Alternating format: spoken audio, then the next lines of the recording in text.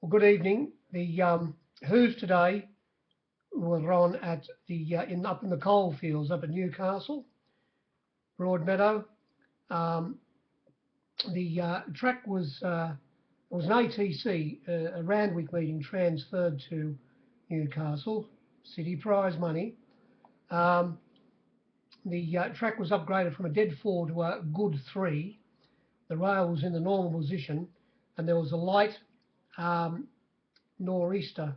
No, what am I talking about? A light sou'easter, which didn't have any effect on any of the races.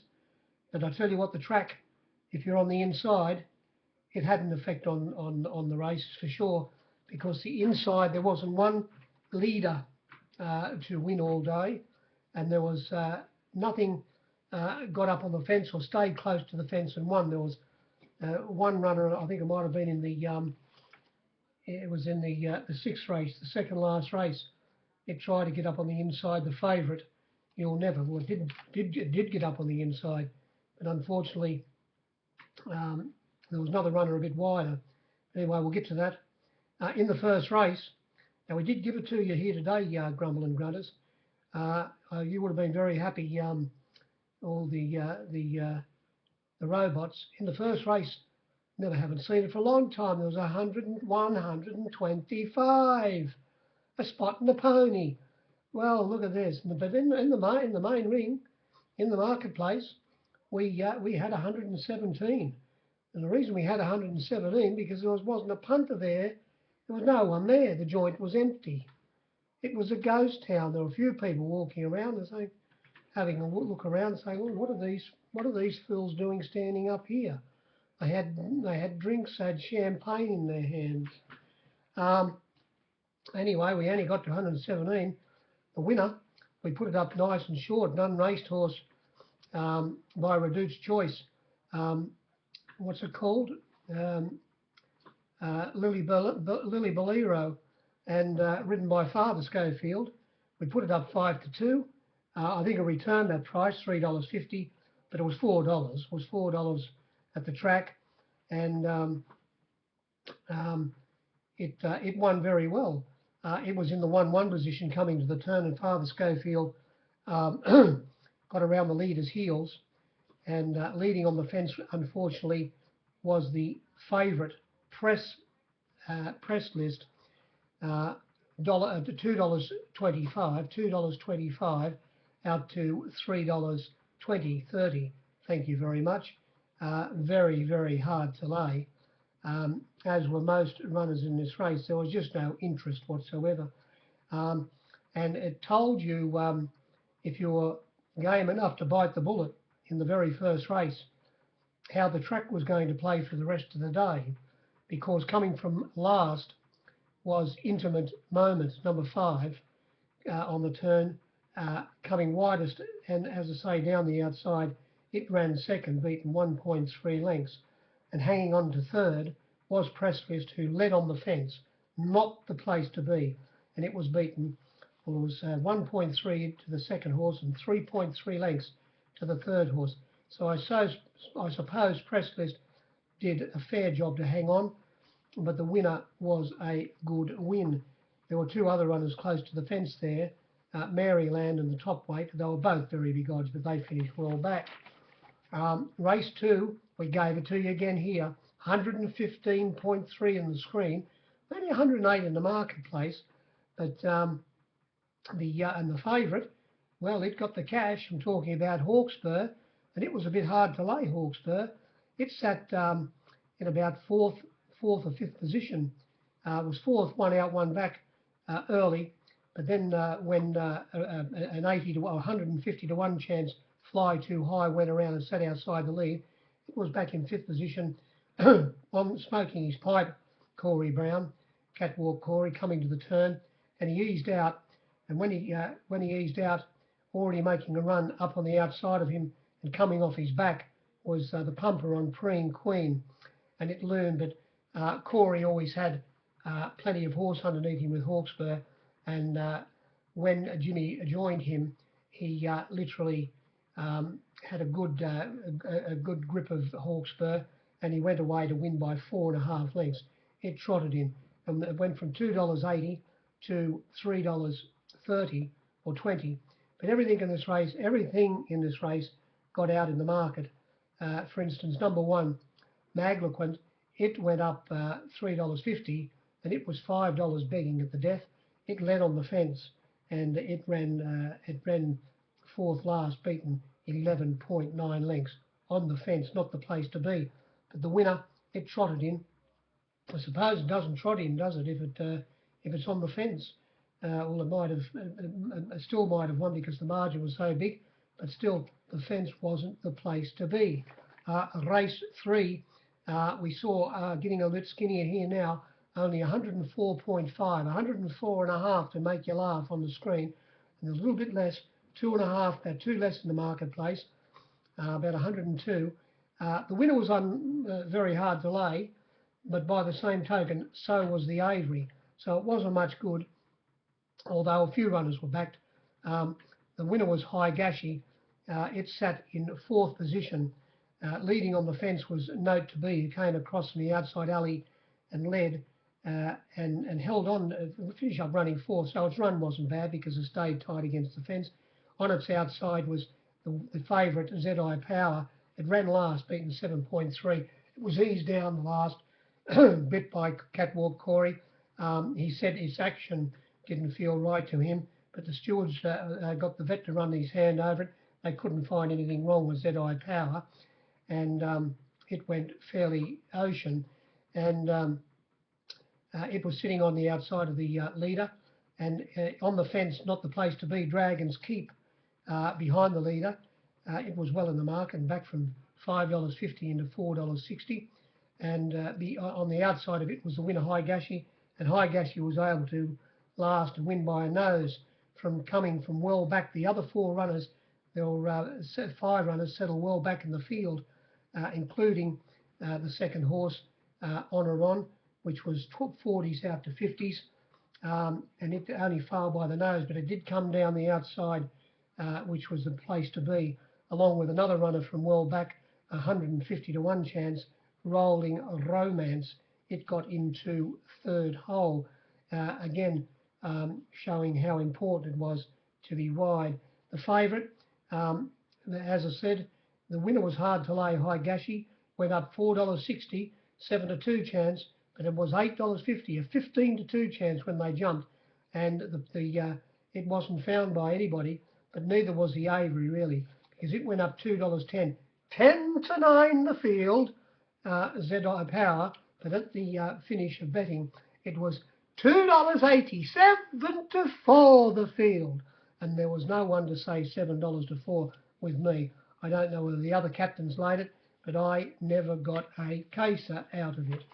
Race number 4, 113.5 on the screen. There were 10 less in the marketplace. There was only 103. This is what we gave. It was $6 out to $8.50 back into 8 clickety snip. Boston Tea didn't have a name. $6 out to 9. Fetty, I laid it. Fetty was $4.60 out to $6 back into $5.50. I might have been, so I was 6 when they jumped again. The next runner, Reba Regina, didn't have a price. It was $15 out to 31. Animoso, the favourite, the Avery, 9 to 4 the field, we said, Animoso.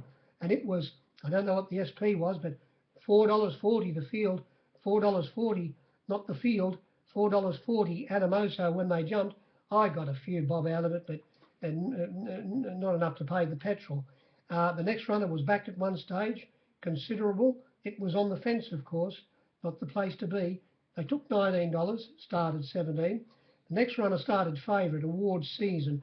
We put it up at second pick at $3.60, got out to $3.80, firmed into $3. Had every possible chance, ridden by Bowl Blake Shin. It sat in the 1 out 1 position, just eased up around the leader's heels, turning for home, but it couldn't go on with it. It couldn't even get past the leader on the fence, which was Reba Regina. So its run to hang on and run third, Reba Regina, was very, very good. And who won this race? Oh, it was won by Panko. It was Panko down the bottom. No one knew it was in the race. It was $16 out or $15, 14 to 1 out to $41 on my board when they jumped. And It sat in third last position or second last position and missed the kick slightly and copped a little bit of a check at the start, but it was in the right section of the track, ridden by the pumper, eased wide turning for home, and it just moved up and was able to get past the leaders fairly easy, and getting a good run in behind them was Fetty, and it looked like it was going to run up and win, but Fetty's Fetty, and the 40 to 1 chance Panko, it was able to beat Fetty by 1.8 lengths and give the captains a very, very nice result. Race 5, 102, didn't take long, 102.5 on the screen. There's only 97 in the marketplace. Now, the flux were Kukri was $2.80 up to $3.50, back into $2.80. Now, Perfect, whose run was very, very good because it led on the fence and the margins were 0.2 by 0.5. It only got beat a half a length, Perfect, and stayed close to the fence, leading in that position. So its run was very, very good. And you'd swear blind they knew it was going to be in that position because it didn't have a price. It went from $2.80 up to $5. Circle of Fame, it was 16 to 31. Old Bill, very, very hard to lay the Old Bill. It went from $3.50 out to $4.60. It could have even been $5 at the finish. Castlemaine King was $41. Now we had the winner and stablemate to Old Bill, and that was, they said they were going to ride a quieter today, not like last start when it was up near the lead or even led at Rosehill. They said, I think they might have been a Jerry here, and they said, we're going to ride this horse quieter, and they rode it quieter because down the back straight in this 2,300 metre race, it was 3 lengths behind the second last horse. But by the time they got to the turn, Father Schofield had made a bit of a run, and he was looming widest on the track, and he was in the right section as it turned out, and he plugged on down the outside to beat the stablemate Old Bill on the line by 0.2, and the leader, as I say, Perfect, who stayed on the fence, and directly behind it on the fence too was Kukri. It led it going out of the straight, but then handed up the lead to Perfect, and it stayed on the fence and got around the heels turning for home. 59 kilos might have been a bit too much for it. It only plugged to the line, but it was on the fence coming to the turn, not the place to be. The winner, I didn't want to miss it. I gave $8.50, 15 to 2, and it started at 9 to 2. Very well backed. It was hard to escape, and I had a bad result. Race 6, there was 108.1 on the screen, and in the marketplace there was only the neat. Well, there was about 104, I think. So either 100 or 104. I'm not going to go and add it up again, but anyway, this race was won by Spurtonic, number 11. It settled down midfield on the fence, and stayed in that position to the turn, and halfway up the straight, or not quite, a bit before halfway up the straight, ridden by James McDonald, it was able to ease off the fence and get around horses' heels, and when it got to about 4 and 5 off the fence, it sprouted wings and went out after the opening favourite, You'll Never, who was very hard to lay. Went from $2.80 up to $3.70, You'll Never. It had barrier 2, was always going to be on the 18 pence. It sat behind the leader, which was I Own the Lead, Mashinko, trained by Gay. It had barrier 1. It was always going to lead. It went straight to the lead. Sitting on its outside was a 20 to 1 chance, $26 into about 17. It was back Crowy. And directly behind it on the fence was You'll Never, who got inside Mashinko after they turned for home. So it wasn't the place to be. And on its outside was Rastro. They said they were going to ride it with a sit. They did ride it with a sit, and it had every possible chance. But as I said, when they turned for home, Mashinko was in the worst section of the ground and got off slightly off the fence, just enough room for Catwalk Corey on You'll Never to scoot through and get clear. But and it looked like the judge said, oh yes, I'm going to put number 14 in the frame, but just when he was about to slide it in, as I said, easing off their heels was the winner Spurtonic, and it went to the favourite You'll Never very quickly and beat it by a length, and it was 4.5 lengths away, or 4.25 lengths away to Mashinko, who held on for third. So I suppose its run wasn't bad, along with the second horse, because they were in the worst section of the ground. There were one or two other runners back. Rastro, it was $7 into $4.60. The winner, they took $11, and he started 9. And number 2, even though it got out in the market from $4.80 out to $8, it was layable on the way out as well. And they also backed, I laid quite a few roughies in that race, but except I didn't like with the opening favourite, well, it started favourite, You'll Never. I haven't put its name in the ledger. Now, we come to the last, race 7. There was 116.3 on the screen, but I only counted 98. Now, there's got to be a big difference here, and just looking at it very quickly, I can spot a couple of differences. For instance, number 3, Wish Win, they returned it 11 to 1, $12. Well, I never ever wound $26 off. It was $17 out to $26 on my board. I did lay it, I must admit, but it was still there when they jumped, and they returned at $12. That's half its price. Instead of 4%, you've got 8%. And then another runner, Fireball, which was liable earlier on at $5, was $5 into about $4.60, but I was $7 when they jumped, and they've only returned it $5. Instead of a 6 to 1 chance, 14%, 14 to bet, we have a return 4 to 1, a 20% chance, and there's another 6% there. So there's 6 and 4 is 10% straight away. The other runners, the winner, Scarazam, well, going straight to the lead on the fence was Scarazam, not the place to be. It was extremely well back from $8 into $5 equal favourite. I laid, just as I jumped another, I was already standing it for a bucketful, and laid 4 monkeys against it as they jumped, and I was quite happy to see it go straight to the lead, because I said to myself, no, nothing's won there all day, and your task is going to be made a bit harder by leading on the fence. Directly behind it on the fence was Fireball, unfortunately, the one that they backed early, but as I say, got out in the market late. It was directly behind it from barrier 3, so its chances weren't enhanced either.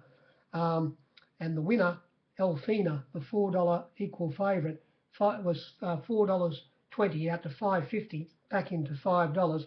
It sat back past midfield, and when they turned for home, he was a Jerry where the best going was James McDonald.